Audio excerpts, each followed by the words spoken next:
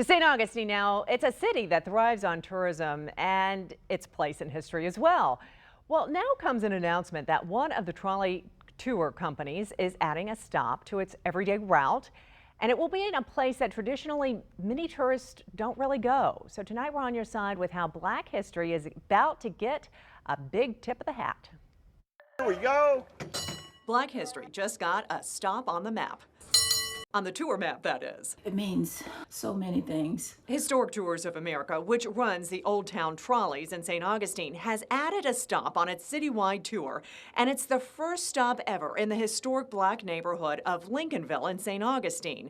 Why has it taken so long? Partially because there's been more of a focus on colonial history and not so much on Black history.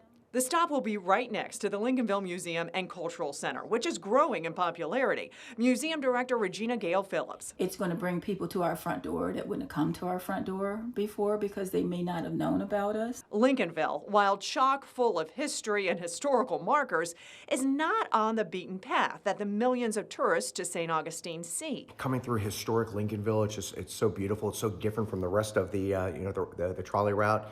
Some people who live in Lincolnville are not wild about having trolleys coming up and down their streets, but the trolley company has created what they call quiet zones, so the tour guide on the trolley is not always talking when going through this residential area. The Lincolnville Museum shares the community's and the city's prominence in Black history, such as Fort Mose, which was the first sanctioned free Black community in what is now the U.S. Dr. Martin Luther King rallied silent marches from Lincolnville and was arrested in St. Augustine. And all that has become an important part of the history of the United States, and that's our business, telling the stories of the United States. And now to have a trolley stop where people can actually not just come to this museum, but they could walk the streets where Dr. King walked. They could visit some of the historic churches. That is important to me.